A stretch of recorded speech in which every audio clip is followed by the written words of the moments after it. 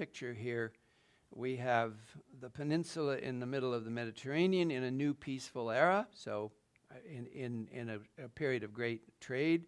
And we have a picture there of Florence. We're looking over the roofs of Florence. We're up in the top of the Duomo. And on the right is our painting of Dante.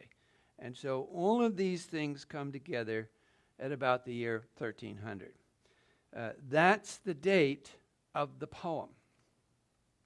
The poem is April 1300, April 7th, 1800. In other words, when he writes his poem and when he begins the poem and when he begins the first line of the poem, Nel mezzo del cammin, he has a specific date, a specific time in mind. April 7th, 1300, Thursday, Maundy Thursday, Good Friday is Friday, Thursday night is the night of the Last Supper, and that's when he begins his poem.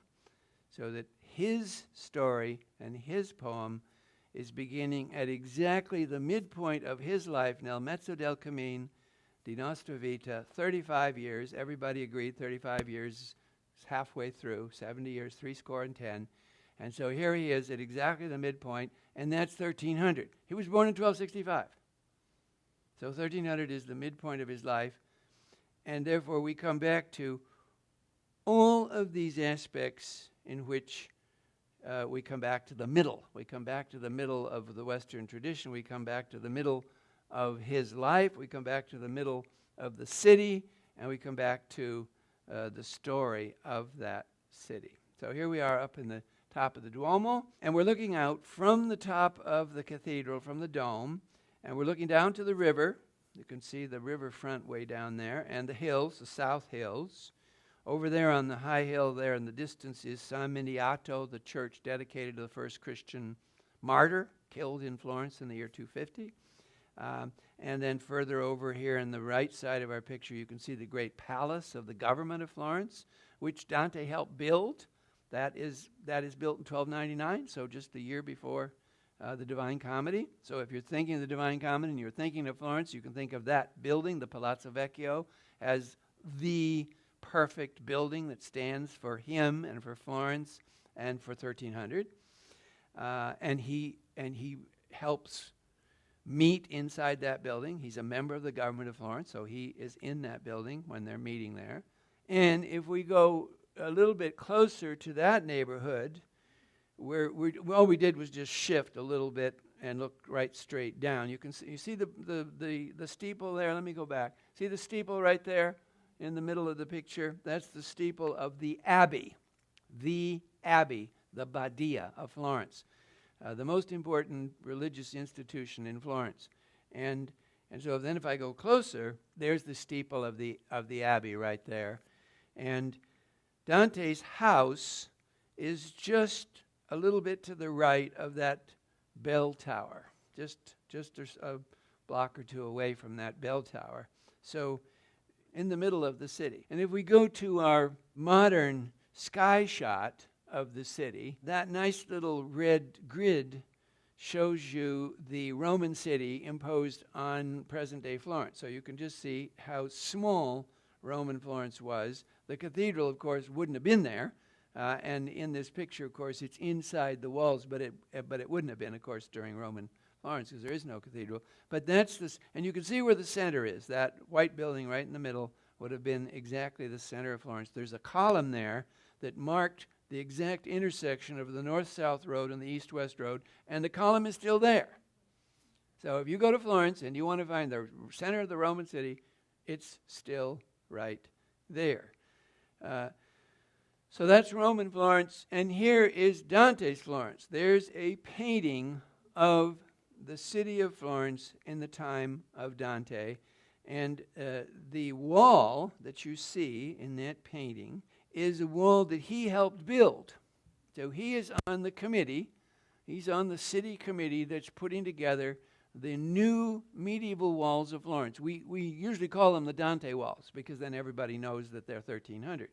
And that project of those walls was the biggest architectural project anywhere in Europe at that time, in 1300. More people, more money, more stone, more work was going to be done to build those walls than anything else, more than any cathedral, more than any stadium, anything that anybody was building. Nothing was as big as this. So if you just think of that, if you just think of Dante and the wall project and the Palazzo Vecchio, just those two things can remind you of how important Florence was in 1300. Just imagine, the biggest wall project in all of Europe is right here in Florence in 1300. So if we look at the objective factors, economy, trade, population growth, this was one of the biggest cities in Italy at the time, amount of books being read, the amount of people in school, the percentage of literacy, all of those, and every one of those things, Florence is number one. Florence is the most advanced and progressive city in Europe at this time in 1300. And Dante's right in the middle of it. Dante's a leader of the city. So, that brings us back to our man and the Parthenon and the modern building. And our opening line of our poem. So having established general ideas about the time and the congruence of political factors, trade factors, commercial factors, all the different things that are part of this, now we should look at the poem and try to get some sense of why it's important. Now, what you have up there is the Mandelbaum translation. Why do I choose the Mandelbaum translation? Because, as you know, there are hundreds of translations. I like the Mandelbaum because you can have the Inferno, the Purgatorio, and the Paradiso all in your hand. You see, you can carry them around. So if you study the other two, we're only reading the Inferno in our class here. But if you were going to study the other two, then you would like to own all three copies, and then you're carrying three books around, you see. So this is nice for portability. Also, the other huge advantage, you get dual language, you see. And that's the other thing it has to be. It has to be. You can't, there's no point in owning an English-only version of the Divine Comedy because then you can't appreciate the Italian. Let us look at this is the first canto, and there are a total of 100. Canto means song, so cantare. And there are 100 in the whole poem. So in other words, if you have all three, if you have the Inferno and the Purgatorio and the Paradiso, then you have 100 cantos, 33, 33, 33, and then one extra. And so his structure of his work is all based on three. It's all about three. It's around three. It's related to three. And in this case, here you have Inferno, Purgatorio, and Paradiso. Now, of course, he knows that he's always also thinking about the Holy Trinity. So he's reflecting that in his view of the world. And he's very much in sync with the thinking of his time, because at his time, everybody thought in threes. Everybody thought about society and politics and structure and religion and everything in threes.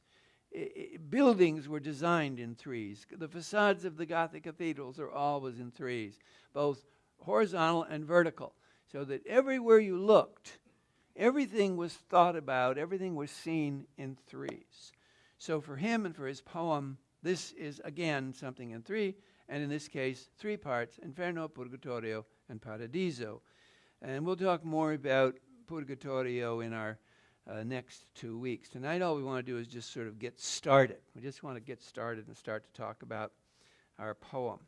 So let me read you the Italian for a little bit of it, and then we'll go over to the English and start to talk about what it means. Nel mezzo del cammin di nostra vita mi ritrovai per una selva oscura che la diritta via era smarrita. Ah, quanto a dir qual era e cosa dura esta selva selvaggia e aspra e forte, che nel pensier rinnova la paura. Is that beautiful? Is that beautiful? one of the things about it is that Italian has a beautiful musical quality to it, and so therefore the very word canto is so appropriate because it's like a song.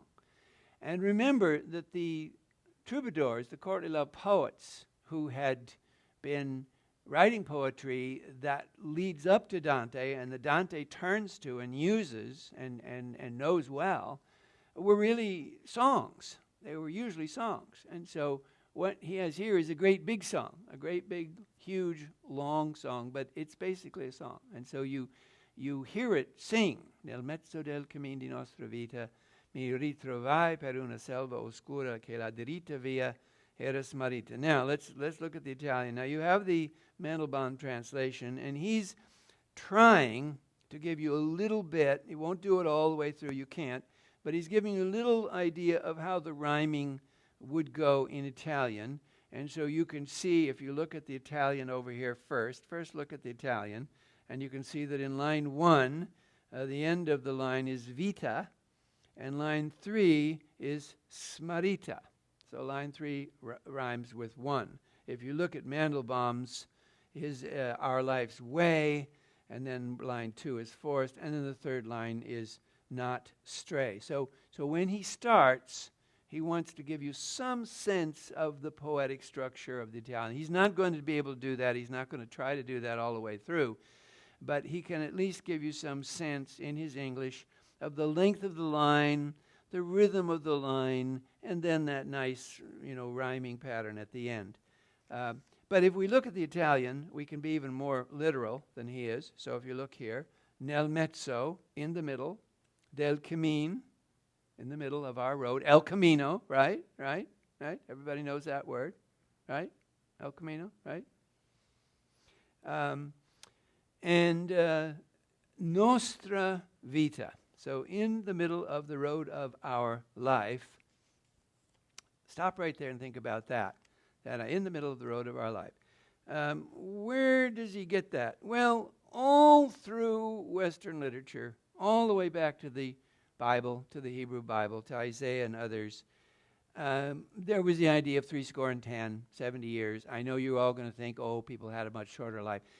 It isn't really true. It's true statistically. So if you have 100,000 people in the city of Jerusalem in the 1st century BC, it is true most people didn't live 70 years. But that's because the statistics included many little babies that died in the very beginning of their lives. So that's why the statistics would suggest that the lifespan of most people was so short. But it wasn't. I mean, there were lots of people who did live 70 years. And there were many famous people who lived to 90.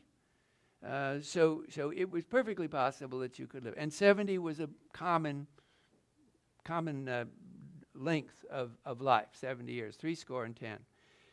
Isaiah says in the 38th chapter of his book of Isaiah, chapter 10, in the middle of my days, so of course Dante knows this, he knows the Bible very well, in the middle of my days I shall go to the gates of hell.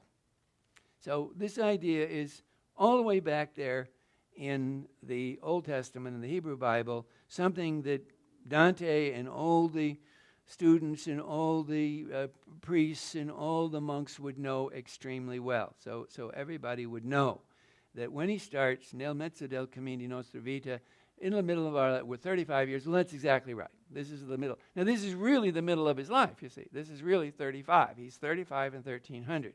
Now, he doesn't write this in 1300. He writes it afterwards. So when he has the opportunity to write this, which is the years of exile, he looks back to 1300 as the middle of his life. So, nel mezzo del cammin di nostra vita.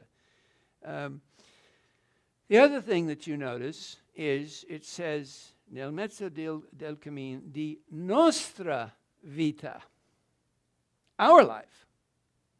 Meaning, in the very first line, in the very first key word there in that line, he's saying to all of us and to you, in the middle of the road of our communal life that we all live together. So this isn't just biography. This isn't autobiography only. This isn't just Dante, 1300 April, middle of the road. But it's also a communal journey. In other words, Dante's signaling you in that first line with that word, because it could be my life, right? Right? Could have been mi vita, in the middle of my life. No. He knows that word is signaling you in the middle of the road of our life. And he says that because he wants to say to you, we journey in our lives together. Our journey in our life is with other people. So that he's the quintessential Ciceronian, the quintessential Aristotelian. Those great ancient figures would agree completely with that. That we live a social life. Aristotle would say we live a social life. Plato would agree. Cicero would agree.